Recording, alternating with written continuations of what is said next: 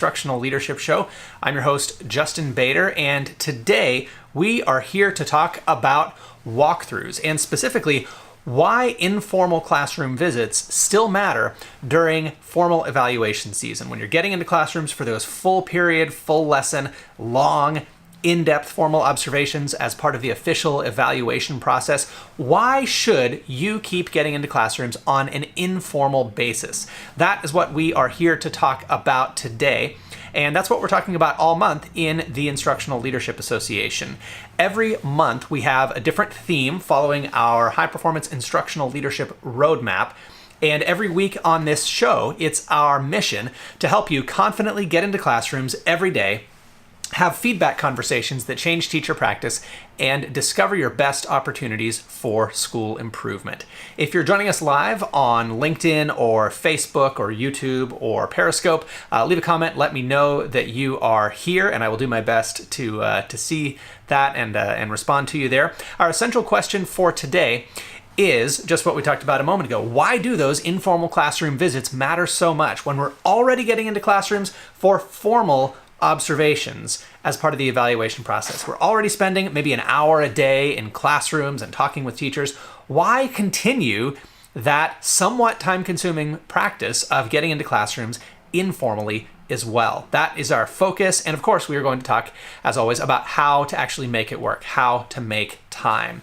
So as I mentioned, this is stage 2 of our roadmap. Walkthrough stage is all about getting into classrooms. And if you would like to download a copy of the roadmap, as well as get a personalized recommendation about where to focus for the highest leverage, the highest impact on your practice as an instructional leader, just go to principalcenter.com/ILSA for Instructional Leadership Self-Assessment, ILSA, principalcenter.com/ILSA, and you can answer a few questions and you'll get a personalized recommendation and a PDF copy of the rubric. But the idea here is that this rubric serves as a guide to instructional leadership practice. It puts first things first, but it also gives you an ambitious vision for your practice. So let's look at that second column of the rubric, because all month long here in the Instructional Leadership Association, we're talking about getting into classrooms. We're talking about walkthroughs, and we have 4 levels of performance. And what I'd challenge you to do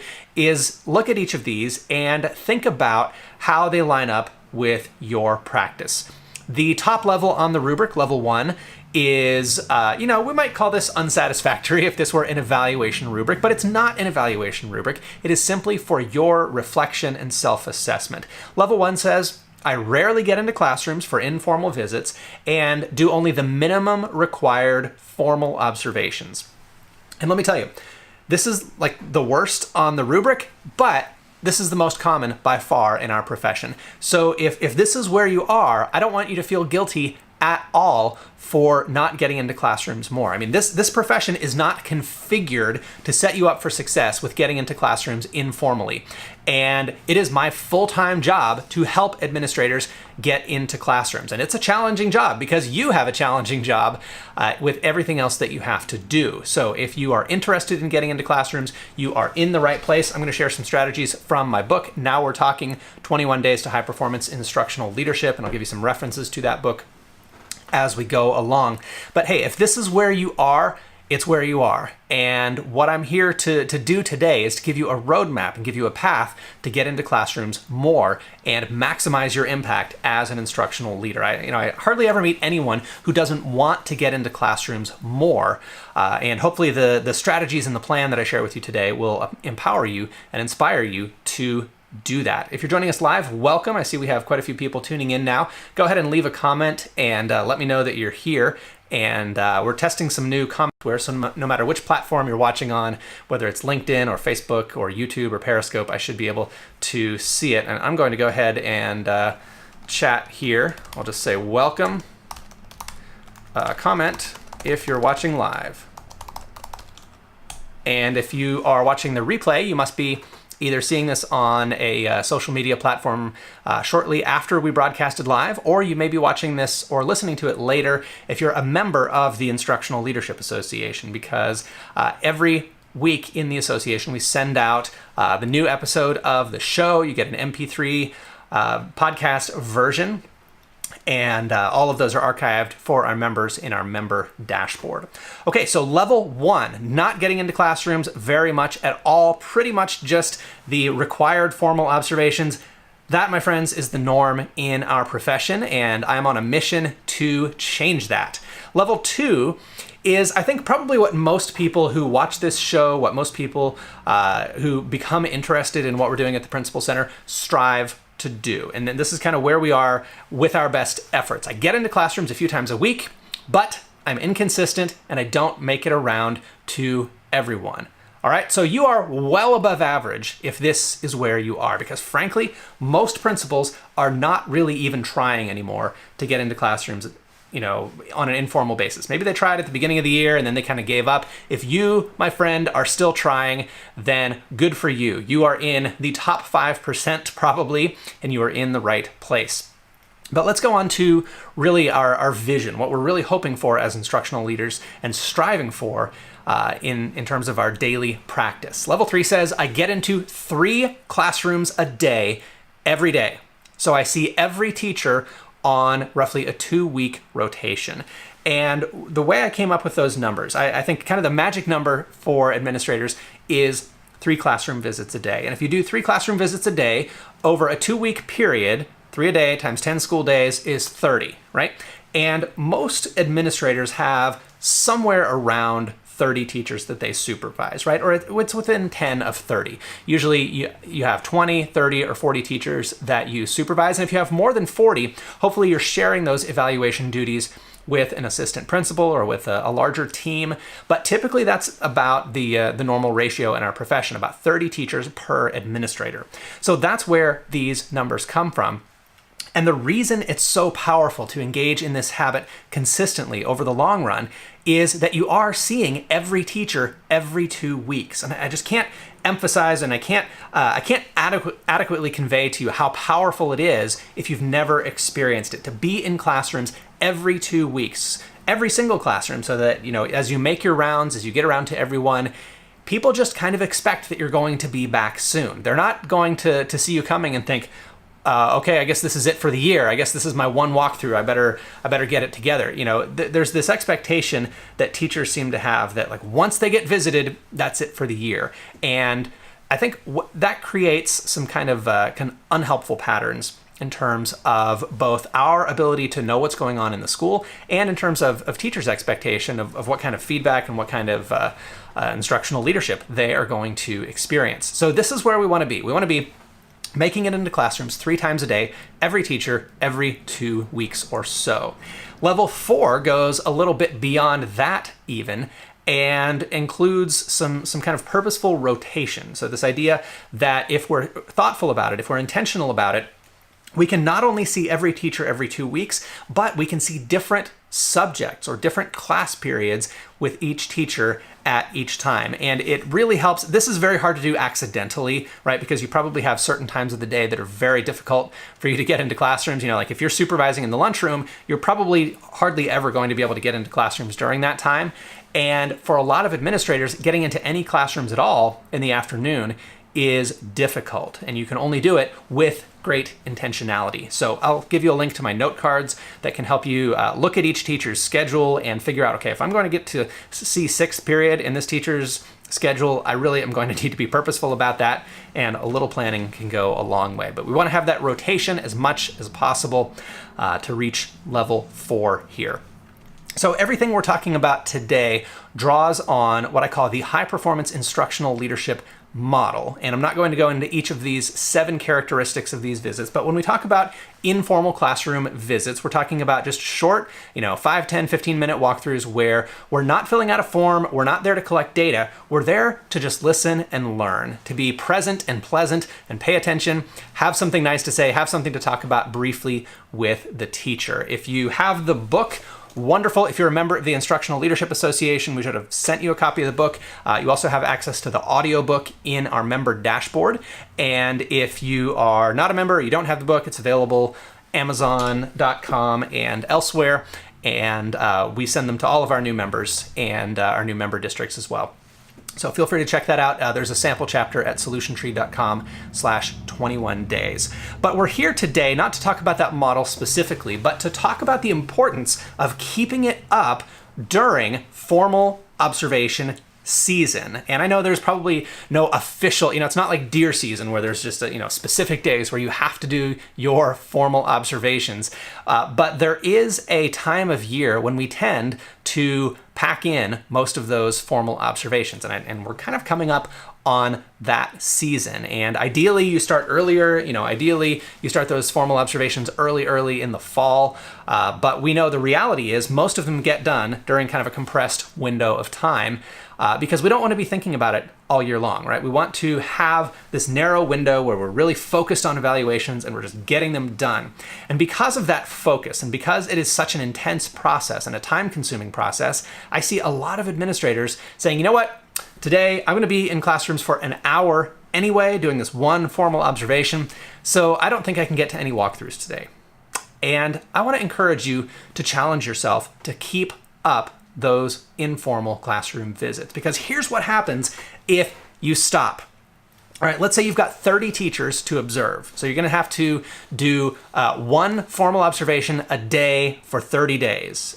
Or maybe you stretch it out longer than that. Maybe you double up and do 2 or 3 in a day. I've heard of people who do 4 to 6 in one day because they really have to, but that gets kind of difficult. So let's say for the sake of argument that you're just doing one a day for 30 school days. Well, 30 school days is actually more than a month. There are only about 20 school days in a month. And that means that if you decide to skip your classroom walkthroughs anytime you're doing a formal observation, then that means you're going to go 30 days with no informal visits. And you're going to miss 90 visits in those times. So probably roughly about 6 weeks, if my math is correct here, and depending on how many teachers you have. If you skip those informal visits just so you can knock out your formal observations, you're going to go 6 weeks without seeing every teacher. And of course, the time that you do see the teacher for that 1 hour or full period, full lesson, formal observation, it's going to be the dog and pony show, right?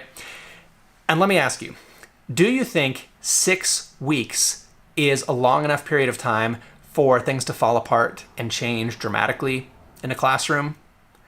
I can tell you from experience, it is. If you completely ignore what's going on in someone's classroom for 6 weeks, you can be surprised. You can receive an unpleasant surprise because you've cut yourself off from that source of information about what's going on in your school. So my admonition to you, I implore you to keep up those informal visits. And the intentionality, if you can just kind of try a little bit and consistently get into classrooms 3 times a day, every day, good for you. But for most people, this is already a struggle, right? Because you have so much going on, so many other duties. This is the time of year when that intentionality becomes even more important. So if you are using our repertoire app to keep track of your classroom visits, the app will tell you, which teacher to visit next based on last time you visited and help keep you in that consistent rotation. But I also want to encourage you to use note cards to keep track. And this was a suggestion from one of our participants in the Instructional Leadership Challenge. We had provided some tools and some templates for people to use. And one person said, you know what, I actually wrote out each teacher's schedule so that I can look at it and say, okay, if I go now, what subject am I going to see? If I go after lunch, what subject, what class am I going to see?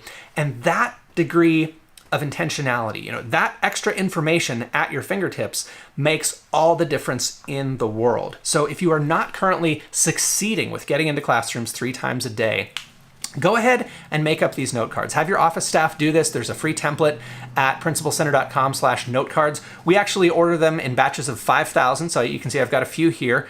And if you would like us to send you some, go to principalcenter.com/notecards, download the PDF, and then you'll have the opportunity, if you would like, to just have us send you some for $4. We'll send you as many as you need for $4. We break even or lose a little bit of money on those, but it's really, really important to me to help you actually experience getting into classrooms on a consistent basis. So you just write in the date of your visit in the appropriate row to show which class or subject you visited for that teacher. You've got the teacher's lunchtime, the teacher's prep time, their room number. You're not going to miss them if you have this information at your fingertips.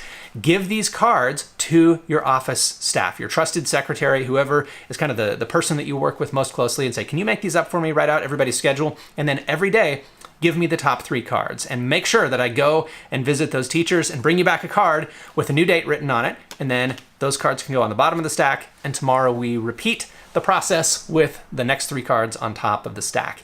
If you do that, I promise it will change your life. We have had more than 10,000 people in 50 countries around the world take the Instructional Leadership Challenge. And just to hear the permanent change in people's professional experience, in people's career that results from this. People have won awards, people have gotten promotions, people have had new opportunities come their way, people have been reinvigorated after feeling kind of burned out.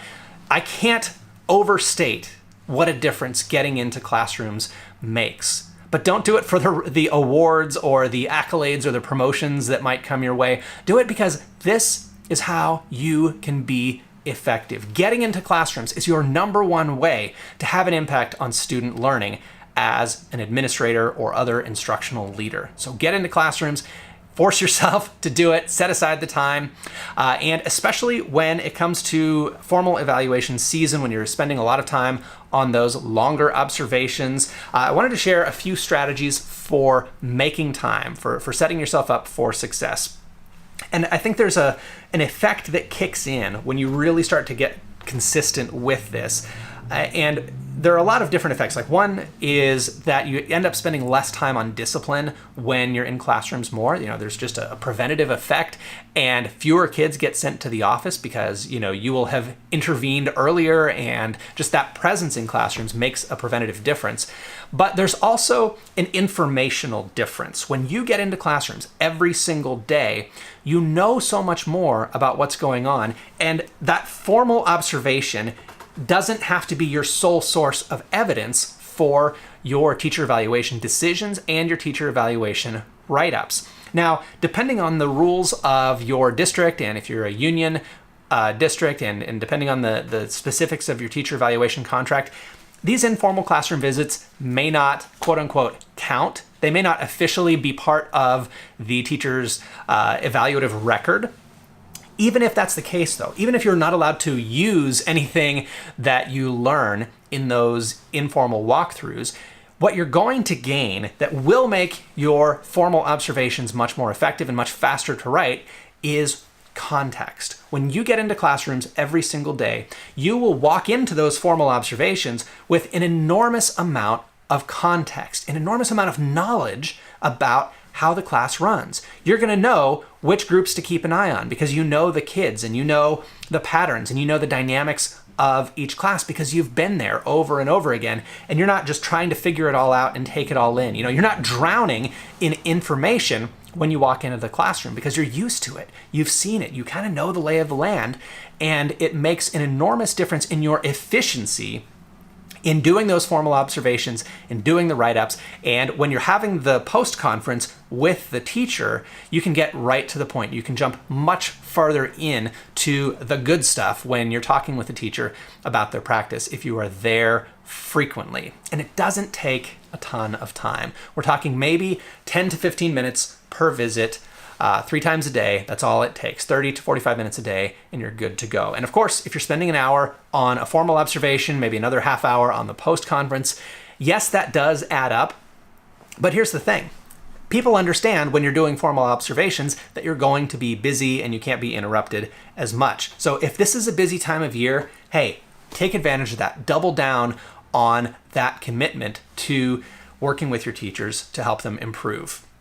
A couple of specific suggestions around making time in your day. Now, obviously, you're going to coordinate those formal observations. Most formal observations are pre-announced. You agree with the teacher when the observation is going to take place. So put those on your calendar, and then don't just say, well, I'm going to try to get into classrooms as much as I can the rest of the day. Look for specific other times. If you think, okay, all of third period, I'm going to be in Miss Johnson's room, and that's going to keep me busy, so I'm not going to do any walkthroughs during third period.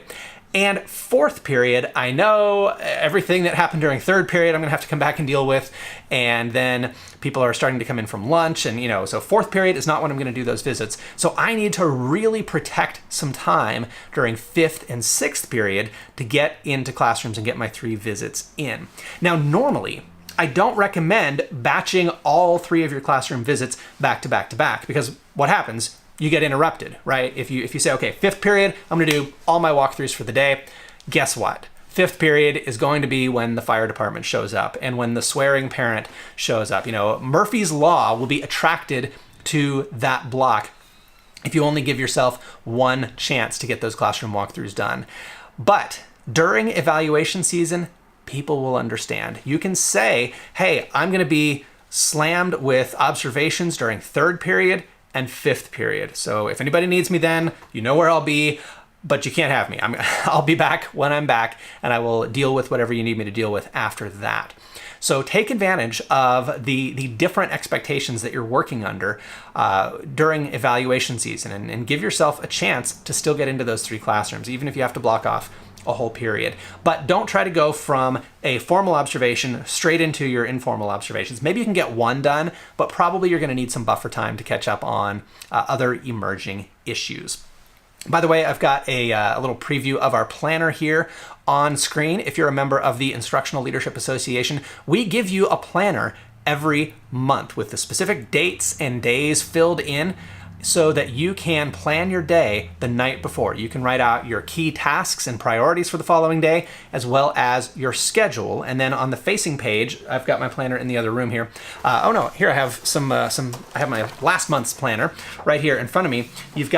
This is January's planner. You've got space for daily notes and key conversations down there at the bottom, and you can even keep track of whether you followed up with each of the 3 people for your visits that day. So use the tools that are available to you. Use your Google Calendar, your Outlook calendar, the calendar on your phone, a paper planner, whatever it takes to set yourself up for success. And if you don't come back to me and say, hey, this is too hard, because I know it's hard. We all know it's hard to make time to get into classrooms. But if you're intentional, I'm here to tell you, you can do it. And someone who is working in a busier school with fewer resources, with more staff to supervise and more students who have to get support from administrators more often, that person is getting into classrooms more than you for one reason: their intentionality.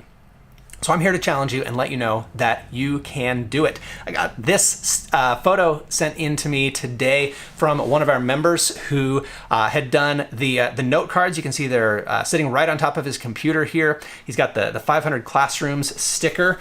And by the way, if you go to principalcenter.com/sticker, I've got one on my water bottle here. We will send you one of these stickers to just kind of be a little reminder. You can stick it on your monitor or your laptop or your phone, anywhere where you need a reminder to get into classrooms, and just that constant encouragement to get into classrooms, because I know there are so many forces that are trying to keep you from getting into classrooms. So I'll send you a sticker. You can go to principalcenter.com/notecards to get the note cards template, or we can even mail you some. But I challenge you and I implore you to do it. If you are looking for some further guidance on integrating what you learn from those formal from those informal visits, and how to integrate that with your formal observations and evaluations, Chapter 17 is the place to look. And we might talk further about that in the coming weeks as we move through evaluation season. But Chapter 17 of Now We're Talking is all about balancing your formal evaluation responsibilities with those informal classroom walkthroughs. And as a member, you have access to the audiobook. So if you're not a member of the Instructional Leadership Association, you definitely want to jump in next time we open registration. And if you are an individual member, I want to encourage you to look into a school membership. So we now make this available on a per student basis. So if you have an intern and an assistant principal and a dean, and you think, I don't necessarily want to pay for each person because it starts to add up, we actually have per student pricing, which in most cases is quite a bit cheaper. So feel free to request a quote and you get all of our programs there in Navigator. And the same is true at the district or organizational level. If you're an independent school, international school, private school, charter network, or public school district, we have a program for district office leaders and senior leadership teams called the Instructional Leadership Directors Roundtable, where I consult directly with senior leaders, and you get all of our programs for everyone on your team for that same flat per student rate. And you can get a quote and more information at principalcenter.com/roundtable. So that is it for today. Keep up those informal visits. Keep on getting into classrooms every single day. Have those conversations with teachers. Even it's not required that you do that. Even allowed to slack off on those informal visits during formal observation and evaluation season. Don't do it. Don't fall for it. Keep up those informal visits and keep up the good work. I'm Justin Bader. This has been episode 44 of the Instructional Leadership Show, and I will see you next time. Take care.